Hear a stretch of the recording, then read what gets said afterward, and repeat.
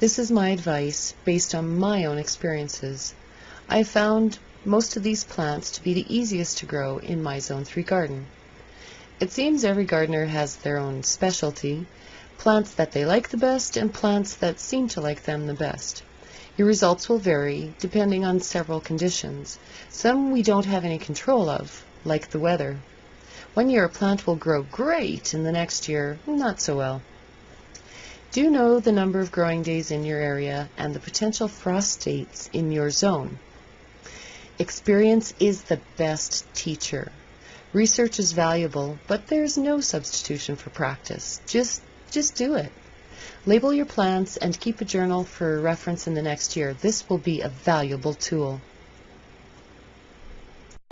Hello everyone, and welcome to Bella's Patio Garden. This is Bella. I'm Milan, and I'm here to talk about my advice for first-time gardeners, beginner gardeners, and I thought this might be a good video. There are so many things to choose from and a lot of things to consider. I grow in a part shade yard. When it's sunny, today it's a little overcast, but when it's sunny I get from 5 to 6 hours of direct sun in most areas of my yard. The rest of the time I'm in shade. This is beneficial to a lot of the plants I grow, I think, because I also am rather sheltered and have a very hot garden.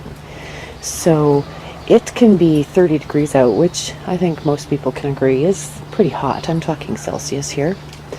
But when it's 30 degrees, I have a thermometer here. That thermometer, it's gone up to 50. I have read 50 degrees on that thing. So 45 to 50 degrees it can get in here. So sometimes my plants really suffer from the heat.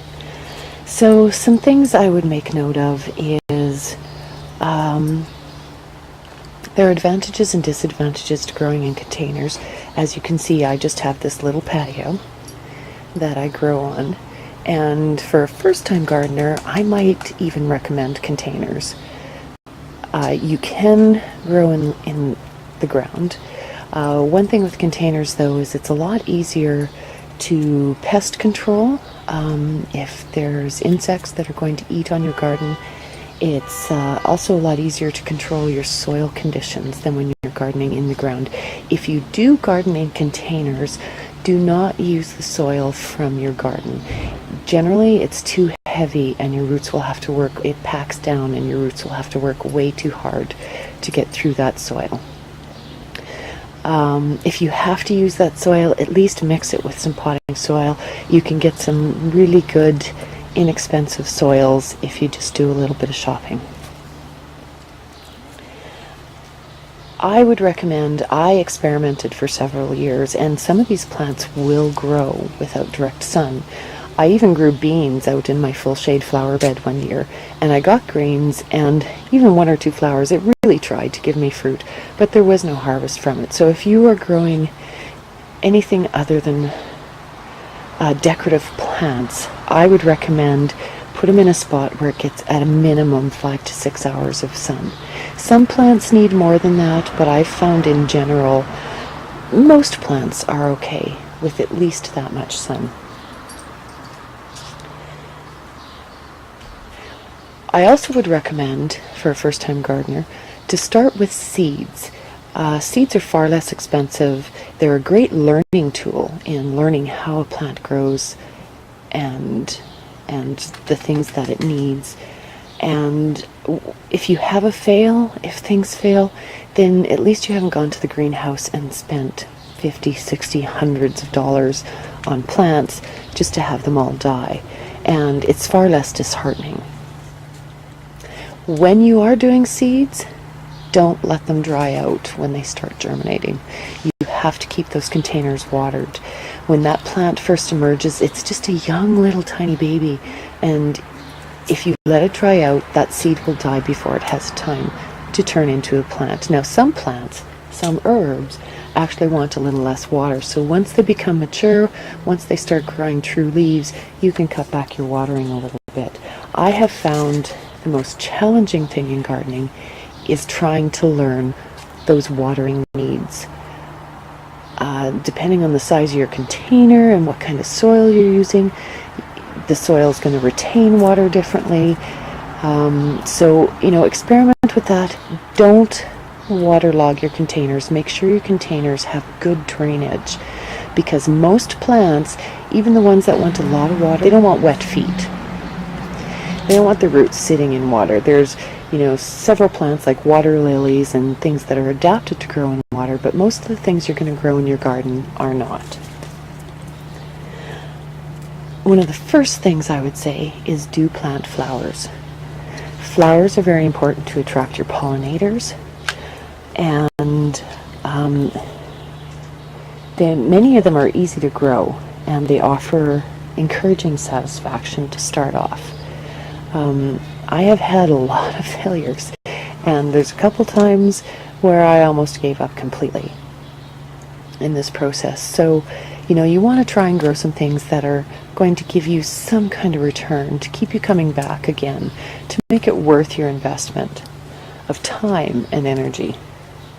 So some of the flowers that I would recommend, I will show some photos as well of some of the plants I grew last year, which I'm also growing again this year. We had a really, really cool windy spring this year, and so many of my plants here are behind.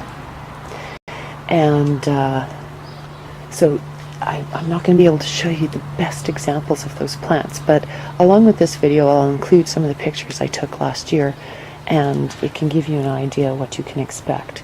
Some of the flowers I recommend for a first-time gardener would be zinnia. Zinnias are wonderful.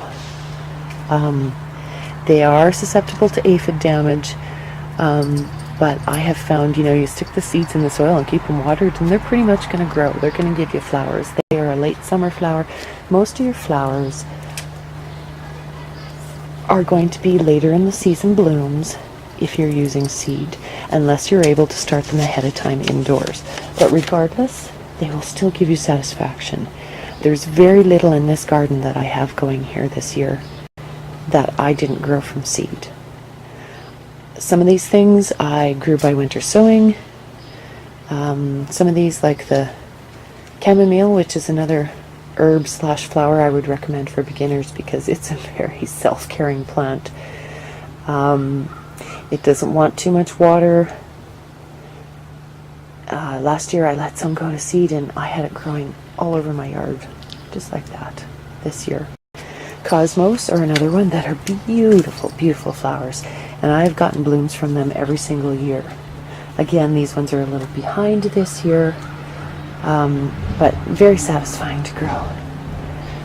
If you want to grow bulbs, something that is perennial, I haven't cut back my old dead flower stalks here, but just to show you how many I got. Initially when I planted this bed, I put them there because I just needed something to put there, and these bulbs were given to me thinned out of my dad's garden, and I just stuck them in that soil. We were having fence construction that year, and they just needed to go somewhere. So I figured, well, even if I don't get flowers, I will have this wonderful bed of plants and greenery here. Last year I got one flower. They were the first year. I had planted them in the fall the previous year. Last year was the first year they grew. This year I got an entire crop of flowers. Marigold is another one that I recommend that I find easy to grow. It's an African plant. It can handle the heat. It likes the heat. It can even handle getting a little dry. As you can see, I have it in a fairly small container, and this container does dry out, but the marigolds are faring very well. They can handle a little bit of drought and watering. And if you're going to go with a bedding plant from the greenhouse, Petunia. Petunia is beautiful, so satisfying. These are a little behind from last year. I started these for the first time. I grew these from seed, and I don't have grow lights or a system in my house, so I would have liked to start them sooner, but wasn't able to start them till March. But I'm starting to get blooms on them now, and they can handle a little bit of drought as well. They're slightly drought tolerant. Don't overwater them, but give them water, and they're pretty much going to grow and give you flowers and pollinators, and they will give you flowers right into the frosts. So a very satisfying bedding plant, a very satisfying flower to grow. So food plants, my first recommendation to a beginner gardener would be to grow herbs. Some can be challenging, but like flowers, many are resilient and easy to grow. Dill, one of my favorites. I love dill.